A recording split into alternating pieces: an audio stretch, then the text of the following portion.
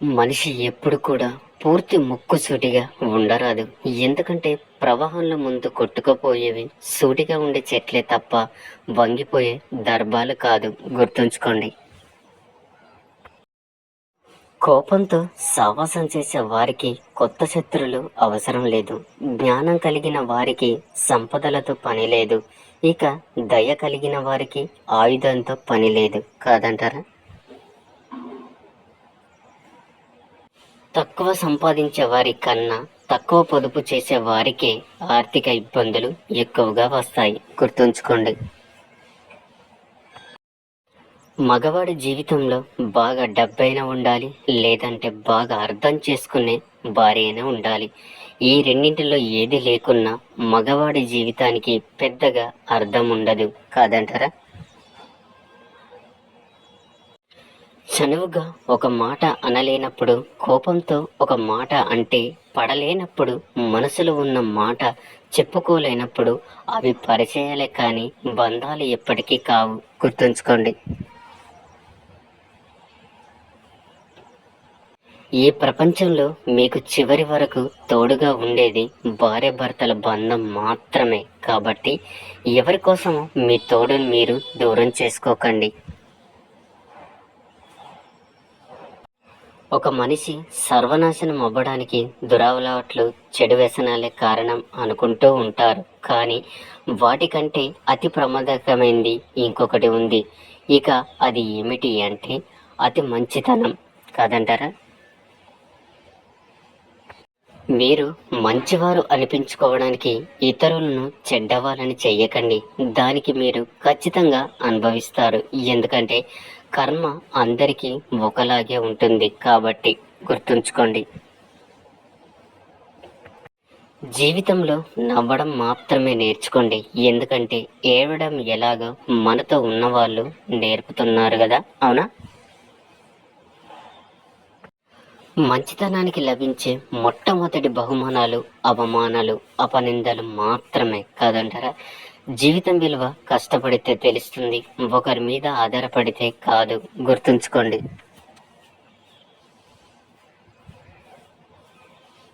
కొందరి జీవితంలో ఏది గొప్పగా ఉండదు, గొప్పగా బ్రతకాలి అనే ఆశ తప్ప కాదంటారా? ఈ ప్రపంచంలో డబ్బు లేకపోతే స్నేహం ఉండదు, ప్రేమ ఉండదు, గౌరవం ఉండదు, అసలు కలలు కన్న జీవితమే ఉండదు. జీవితంలో అన్నీ మర్చిపోవచ్చు, కానీ వారే జీవితం అని అనుకున్న వాళ్ళని మాత్రం ఎప్పటికీ మర్చిపోలేము, అవునా? ఎవ్వరి మీద ఎక్కువగా నమ్మకాన్ని, ప్రేమని పెంచుకోకండి. మీరేమి వాళ్ళ ప్రపంచం కాదు. వాళ్ళకంటూ మరో ప్రపంచం ఉంటుంది. గుర్తుంచుకోండి. చనువు ఎక్కువైతే చులకన తప్పదు, దగ్గర ఎక్కువైతే దూరం తప్పదు, నమ్మకం ఎక్కువైతే ద్రోహం తప్పదు, ప్రేమ ఎక్కువైతే బాధ తప్పదు, ఆశ ఎక్కువైతే దుఃఖం తప్పదు. గుర్తుంచుకోండి. అవసరమైన చోట తగ్గితే నీ విలువ పెరుగుతుంది, అన్ని చోట్ల తగ్గితే నీకు ఉన్న విలువ కూడా లేకుండా పోతుంది. గుర్తుంచుకోండి. అప్పుడప్పుడు ఎలా అనిపిస్తుంది అంటే మనం మన ఇంటి చుట్టుపక్కల విత్తనాలను నాటుతూ ఉంటాం. అదొక అందమైన వృక్షంగా వికసిస్తుంది. ఇక వాటి కొమ్మలు పొరుగింట్లో కూడా వెళ్ళిపోతూ ఉంటాయి. ఫలాలు ఇచ్చే సమయంలో పొరుగింట్లో కూడా కాస్తాయి. అప్పుడు మనం ఏం అనుకుంటామంటే వృక్షాన్ని మేం పెంచితే ఫలాలు మీరు తింటారా అని. ఇది ఎలాంటి విషయం? మీరు ఈ విషయాన్ని అర్థం చేసుకోవాలి. ఇవి చాలా ముఖ్యమైన విషయం. ఎప్పుడైనా మీ ఇంటి చుట్టుపక్కల్లో ప్రేమ యొక్క వృక్షాన్ని నాటి చూడండి. అప్పుడు దాని కొమ్మలు పొరుగింట్లో కూడా వెళ్తాయి, ఫలాలు అక్కడ కూడా కాస్తాయి. కానీ ఆ ఫలాలను అడగడానికి మీరు అక్కడికి వెళ్ళాల్సిన అవసరం లేదు. అవే ఫలాలు రెట్టింపు పరిమాణంలో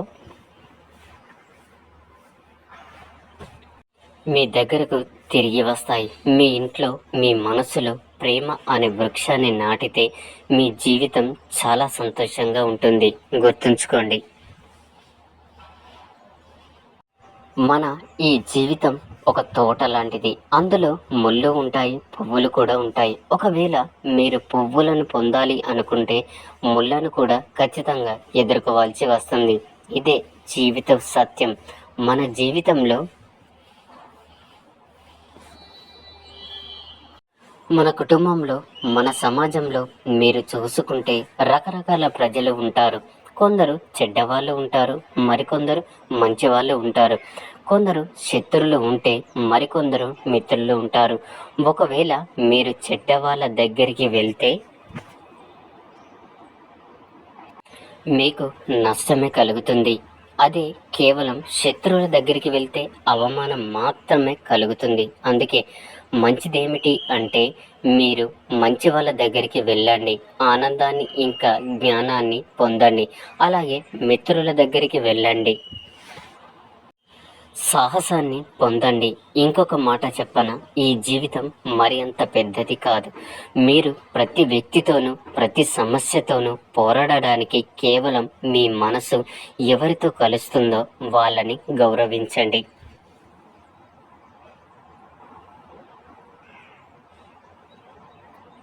అలాగే మీ మనస్సు ఎవరితో అయితే కలవాదో వారిని దూరం ఉంచి ఒక నమస్కారం పెట్టండి. కానీ మనసులో నుంచి ప్రేమ అనే భావాన్ని మాత్రం ఎక్కడికి పోనివ్వకండి.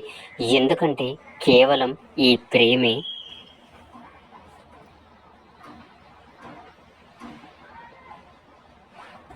ఆఖరికి మీకొక మంచి మార్గాన్ని చూపిస్తుంది.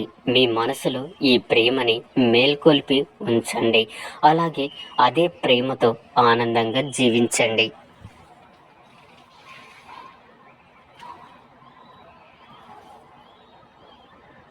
కొన్ని బంధాలు ఉంటే బాగుండు అని అనుకునే వాళ్ళు కొందరు ఉన్నా కూడా పట్టించుకునే వాళ్ళు కొందరు, అవునా?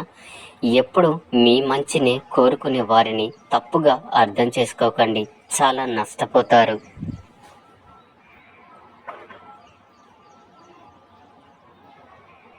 ప్రవర్తన మార్చుకోకుండా చేసిన తప్పులను ఎన్ని క్షమాపణలు చెప్పినా అది ద్రోహమే అవుతుంది. మీ ప్రవర్తన వల్ల బాధపడ్డవారు మీ నుంచి కోరుకునేది క్షమాపణ మాత్రమే కాదు, మార్పు కూడా. గుర్తుంచుకోండి, ఎవరి కన్నీళ్లకు కారణం అవ్వకండి. అది పాపమై, శాపమై, కర్మ ఫలితమై నీ కడుపున మంట పెట్టక మానదు, అంతకు రెండింతలు ఇవ్వక మానదు.